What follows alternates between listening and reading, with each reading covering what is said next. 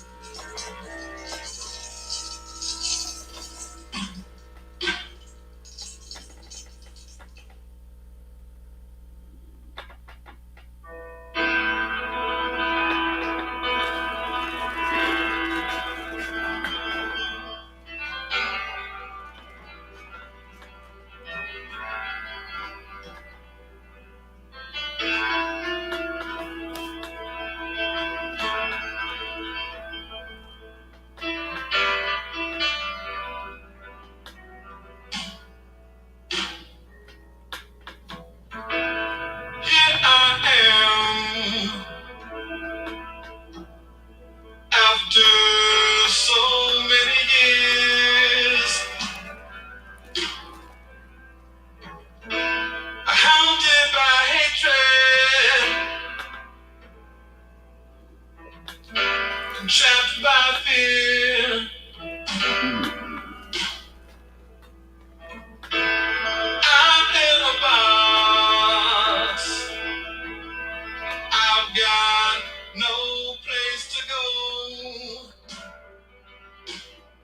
If I follow my mind, I know I slaughter my own. Help me, I'm the prisoner. Won't you hear my plea? I need somebody, yeah, to listen to me. I beg you, brothers and sisters, I'm counting on you, yeah.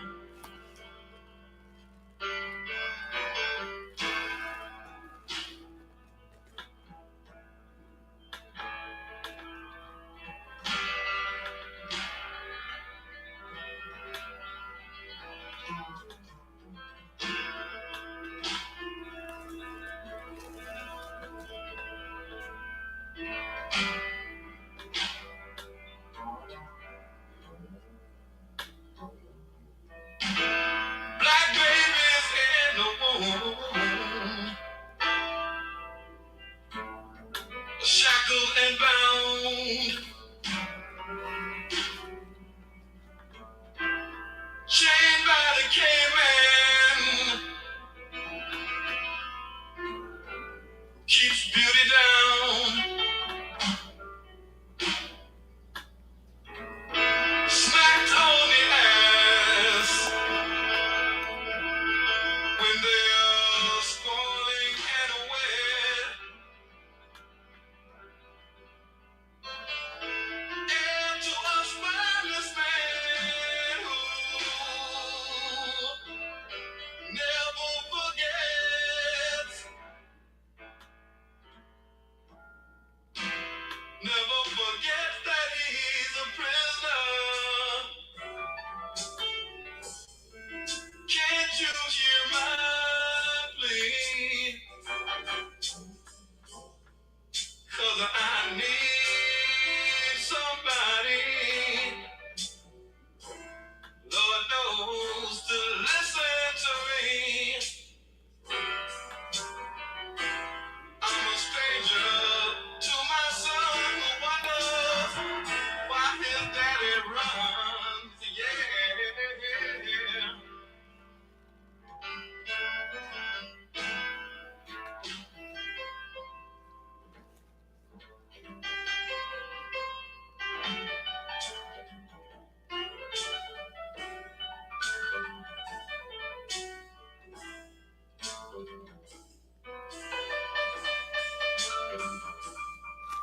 On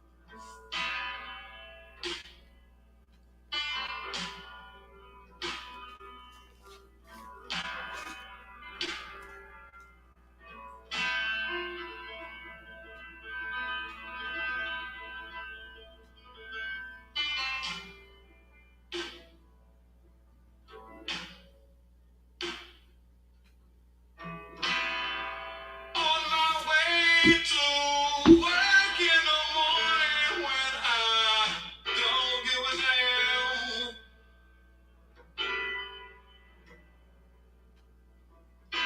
Can't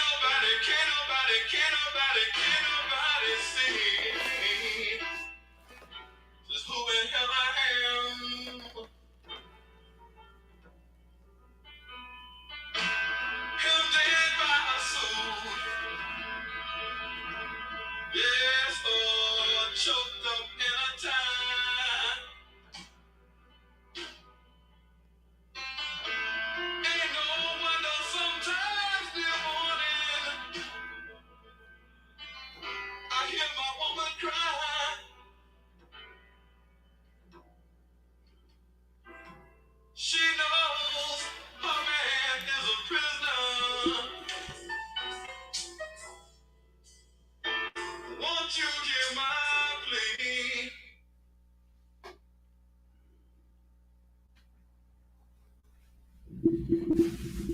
Greetings, peace, and love, and welcome again to the Northeast Political Prisoner Coalition podcast, aka N.E.P.P.C podcast. My name is Brother Frank, and I'm with my brother and former political prisoner, Abdul. So welcome. For those who viewing for the first time, please like, please share with at least 10 people.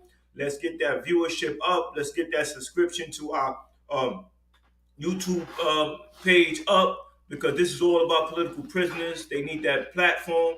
We say it and we continue to say it. Don't let political prisoners die in prison. We continue to do our work, being inspired by Romaine Chip Fitzgerald, who we were not able to bring home, but he continued to fight until his last days, and we continue to struggle for people like him, who are still incarcerated, and we have to do the work. We got to get organized. We got to bring it to the people, just like Harriet Tubman did. And that brings us to today's topic, today's person that we honor, today's sister, as we wind down for the last day of International Working Women's Month. We recognize the contributions and the legacy of Miss Harriet Tubman. Miss Harriet Tubman was born in slavery. She witnessed some most worst experiences any human being could uh, witness, and because of that, she decided to do something about it. At the age of about 12 years old, she actually witnessed a so-called slave owner, about to inflict punishment on a so-called slave, and with a large hard object. So Miss Harriet decides to intervene, and because she intervenes, she suffers. She gets a traumatic a brain injury, I guess you would say, because of the object hitting her in the head, and she would have a number of episodes, like sometimes just falling in random deep sleeps and headaches. And this would carry on throughout her life. But my point of bringing out this is to say that the political prisoner um, witnesses injustice. The political prisoner said that this will not continue, not on my watch, not at the time that I exist. And the political prisoner steps up. And because of that, the political prisoner is felt by the oppressor's wrath, has been given hard sentences, and it's up to us to step in, intervene, and to do something about that. So today we talk about Harriet, and we talk about what's going on with this NBA player by the name of Brittany Griner. That's her name. Correct, yeah, brother. Yes, so we're gonna talk about that, and you know, related to what's going on now regarding the political prisoner and how we got to continue to organize that. So, brother Haqq, it's on you. Yeah, peace and love, brothers and sisters. Black power, free them all. Harriet Tubman, a real soldier. Back during her lifetime, our people was going through hell, and this is a sister that stood tall. There's a wide continuum of who our people are. One end of the continuum is those soldiers who bravely fought for us, those precious human beings, you understand, who sacrificed everything, put their life on the line for freedom. On the other end is those cowards that shiver in the corner like little mice, like little scared mice. You understand? So, we don't even deal with them. Let them go on with their little worthless lives and do what they want to do. But we honor today Harriet Tubman, who took the gun, in hand. You understand? The gun has various expressions among black people. One expression is that of black revolutionaries and militants, you understand, who realize that it makes sense to defend yourself, to fight for your freedom. And there's another group of us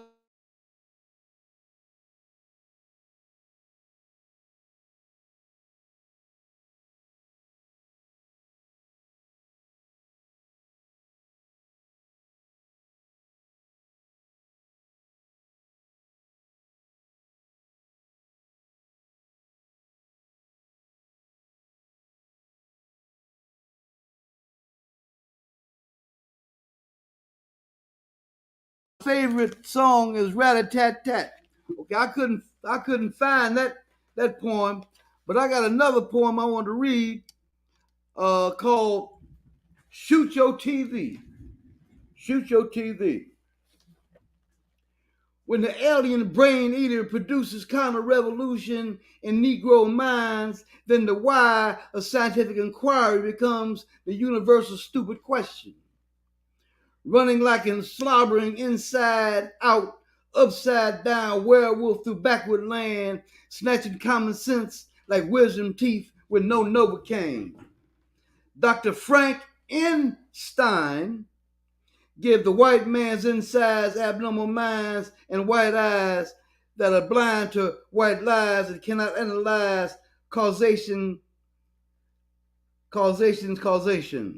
Dr. Stein be lying about a Zionist kosher swine in the sky that justified armed robbery and genocide in South Africa and Palestine. And it's down and dirty with imperialist crime. Say they be sweet and they say they be sweet and kind, but they suck all your blood and eat you alive. They sing all praise to the holy TV, the hypnotic eye of white supremacy.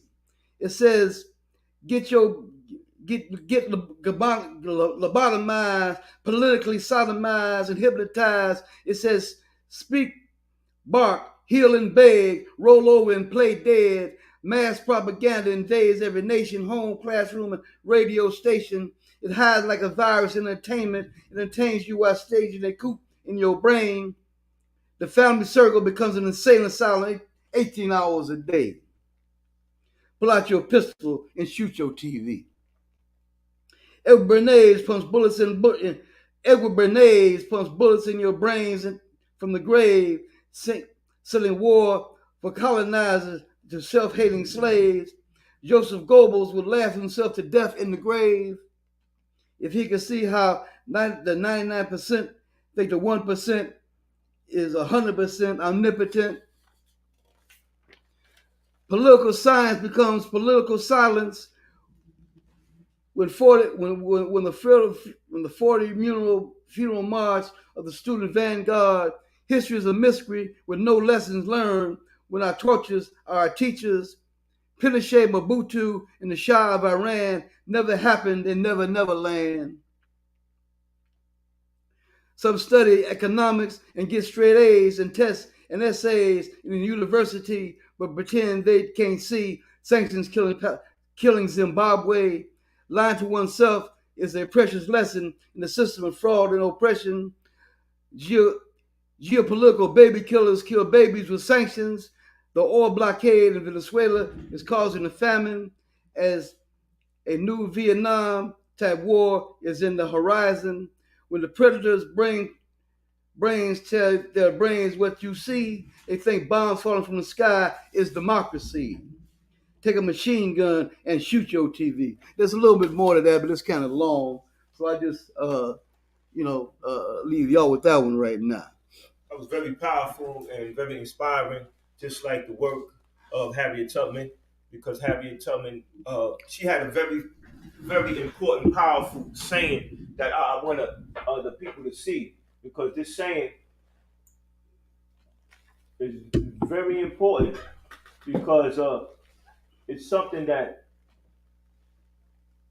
we have to really look at. She said that I never ran my train off the track, and I never lost a passenger. Those are Harriet Tubman's words, right? She was a conductor, meaning that she took a leadership position, that she was in control, that she made decisions that were going to determine whether they had freedom or death. And I think that that's very important, because when we take up a cause that's very serious, when we're serious about justice, as Harriet Tubman was, then we have to put ourselves on that front line. We have to take leadership. We have to decide that this is what's going to happen. This is how it's going to happen, and we can't deviate. And I think that that's very important, because when we talk about political prisoners and the struggle for freedom, we got to understand that if a political prisoner doesn't get freed by the people, then a political prisoner would die in prison.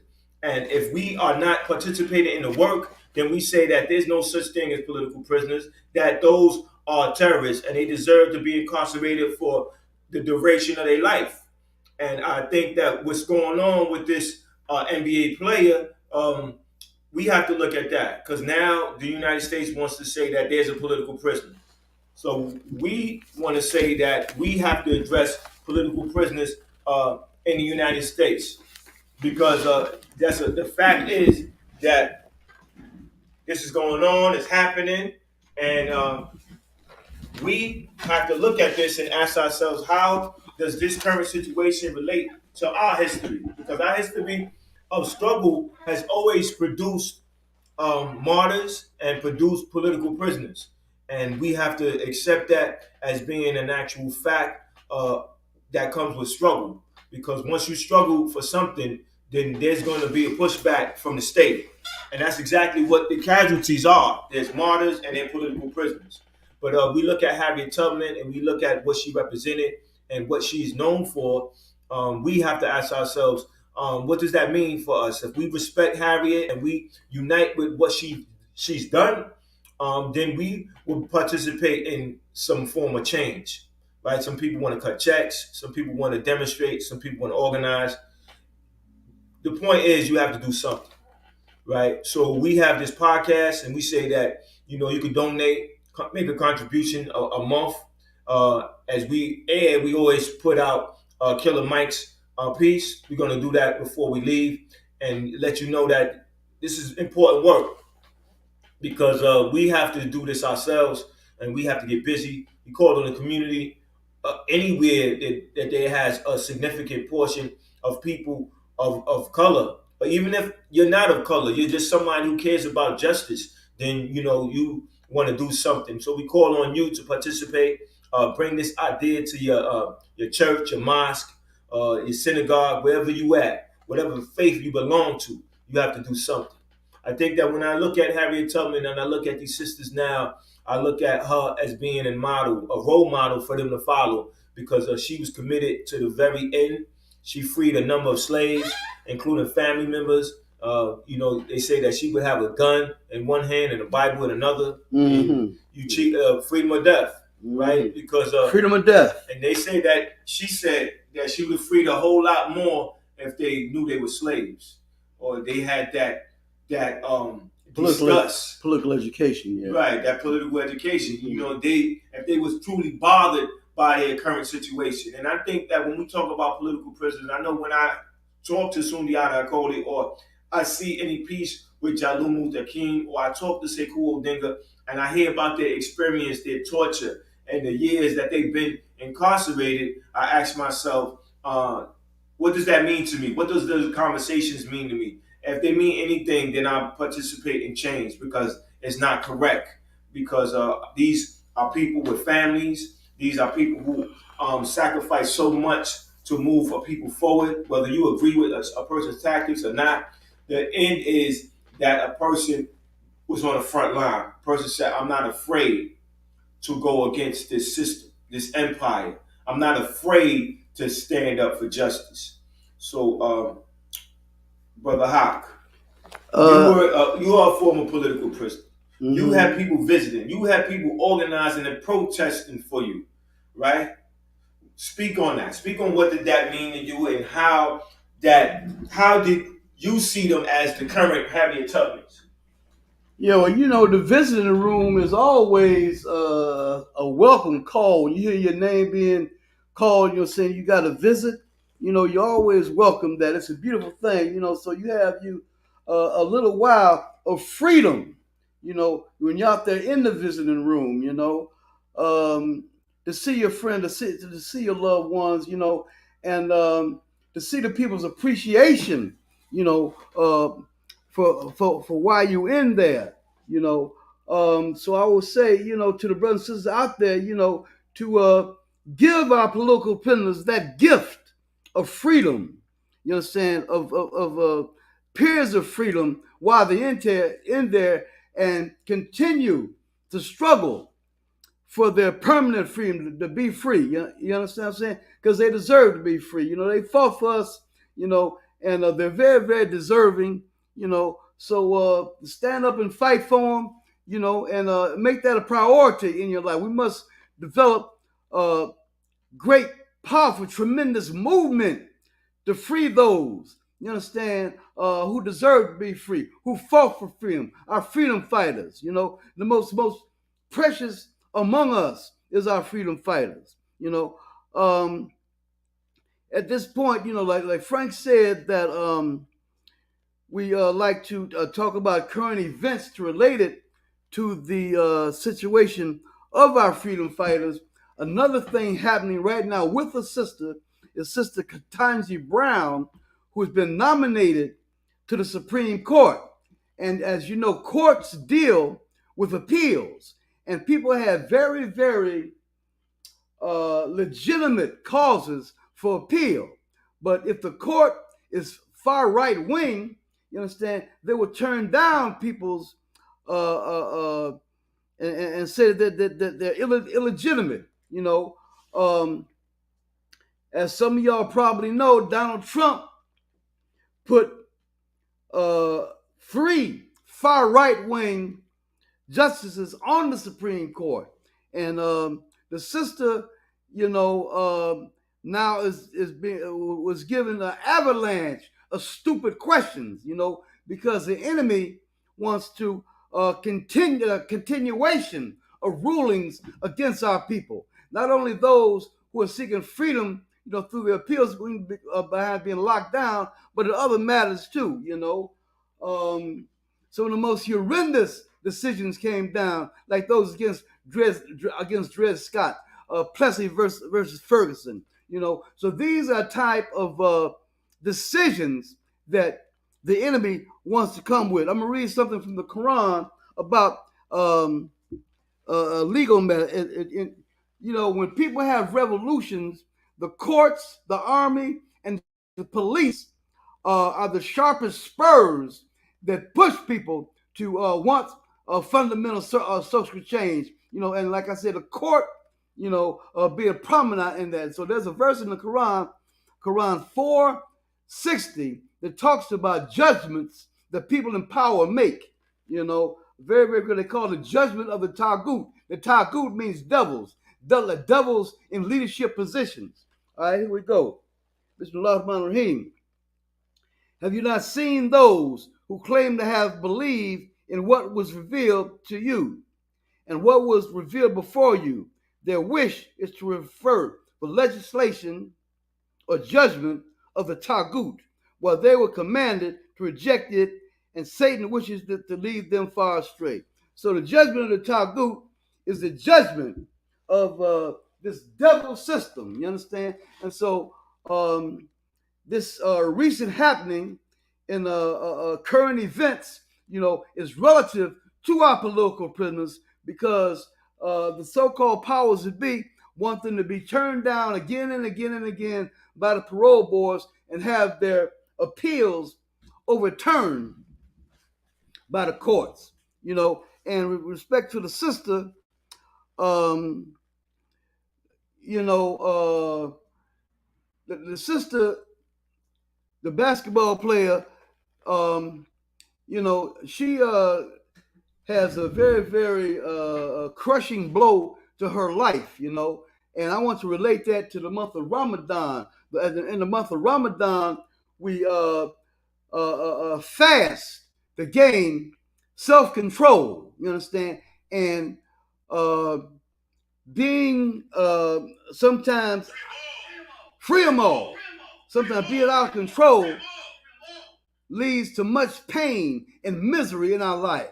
This sister had a lucrative, you understand, paycheck coming in, you understand, which possibly could be discontinued forever for some get high, So this is a lesson that I want to introduce the month of Ramadan and say Ramadan Mubarak to the Muslim political prisoners and former political prisoners.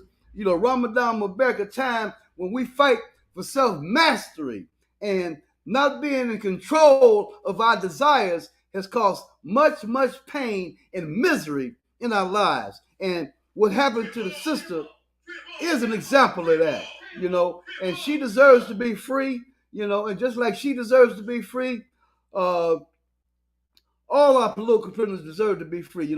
People are saying she is a political prisoner and recognizing her need to be free. And a lot of that is coming from anti-Russian sentiments, but we're saying that indeed she needs to be free, and this should shine light on the need for our political prisoners to be free. We was hoping that Sister Joy Powell would be on today with us, but sister, if you hear this broadcast, hopefully you can come on next week and speak on the issue. You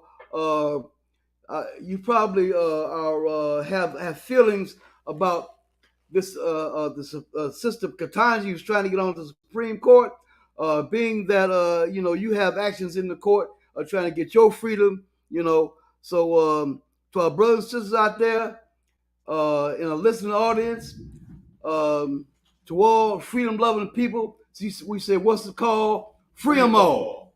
What's it called? Free them all. Free them all. Free them all. Free them all. Right, I think we touched on everything, and I think that we came to a point where we can bring this to a close. We like to ask everybody to please donate something, participate in the struggle to free political prisoners, share with at least 10 people. And before we sound off, we have to give them a word from Killer Mike, because this is so on point with what we're doing. Mm-hmm. Michael, it is time that you guys organize a fund to set aside to help people who sacrifice for our freedom. Meaning, every time something happens, I hear this. Why don't the gang bangers jump up and do something for us? Why don't you kill them? You kill each other. And I say to myself, when is the last time you sent money to Assata Shakur? When is the last time you sent money to Matulu Shakur? When is the last time you sent money to Mumia Abu Jamal or Larry Hoover or Jeff Ford or Leonard Peltier? When is the last time you have made it your business to send money to a revolutionary or a hoodlum that has helped us? And until we start to do that, how can we ask these young men to be warriors? Because if they do it in the name of the hood, at least the hood gonna honor their name always. At least the hood gonna make sure at least their children got something or their mama's house is looked after. As a community, if we're going to ask people to bungee jump for us with no cord, be prepared to take care of them when they get a life sentence. Be prepared to look after their families. See, I don't mind the work getting done, but let's take care of the workers. Let's stop asking more out of people than we would do for ourselves. So what I'd like to see, my dream thing, is to see 1 million people from the culture dedicate $10 a month. That's $10 million a month, $120 million a year toward taking care of civil rights leaders who have worked on our behalf and are elderly now and don't have to take care of themselves, like Rosa Parks, whose rent was paid by the owner of Little Caesars Pizza. We should have had a fund to make sure that she never had to worry about that again in her life. We should have a fund that makes sure money makes it to Assata Shakur and Matulu Shakur has legal representation and food, and Leonard Peltier, who has diabetes in jail, can get insulin and taken care of. And until we start doing it, $10 a month is about what you pay on a couple fast food restaurant visits. So if 1 million of us do that for the rest of our life, look at how well we'll be taking care of the people that we're asking to sacrifice on our behalf. I agree, and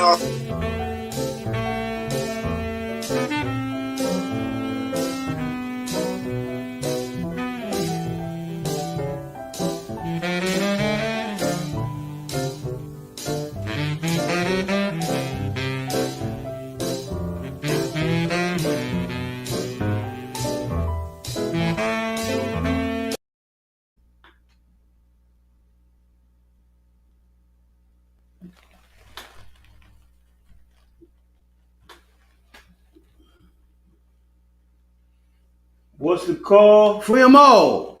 What's the call? Free them all. What's the